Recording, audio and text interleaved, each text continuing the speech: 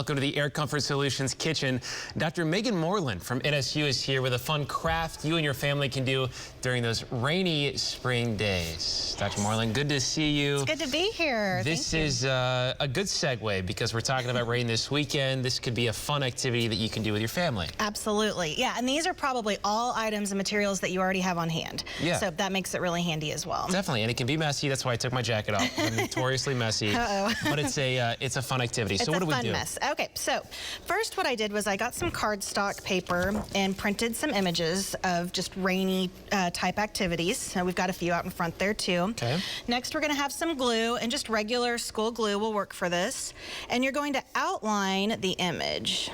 So I'm going to, for time's sake, I'm going to outline my umbrella. Okay. With the glue here.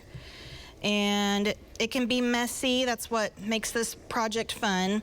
So don't worry about the outline being perfect. And you just found these online of just maybe rain pictures, Exactly. I guess? Yeah, you can just get like coloring book photos and kind of search for those types of images and then get something like this. Sweet. Oh, you outlined a lot. You did great. You know, I'm achieving extra today. Yes.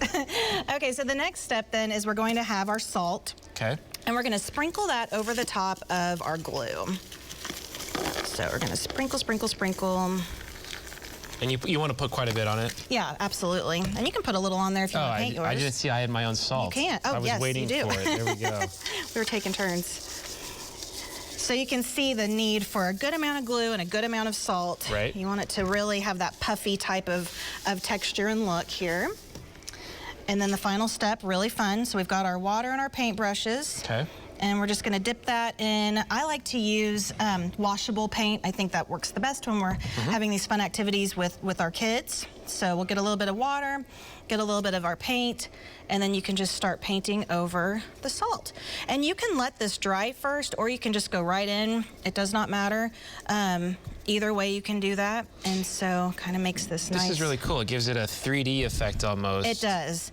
It does. It's just kind of a different sort of tactile way to paint and just to do something different. But it's so easy because we have salt in our kitchens and most of us have paint and this parchment paper, so it's something you could even do today. And as you mentioned, it's a fun mess and one that you're not gonna, hopefully not ruin too much stuff with it. No, exactly. When it dries, does it kind of have a different texture with it as well? It does. It's really neat when it dries. It puffs up and it has kind of a crystallizing effect on it, and so that makes it neat too.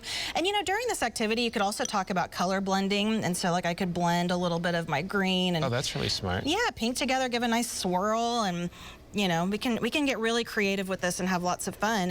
And the other nice thing too is that we can connect this with text.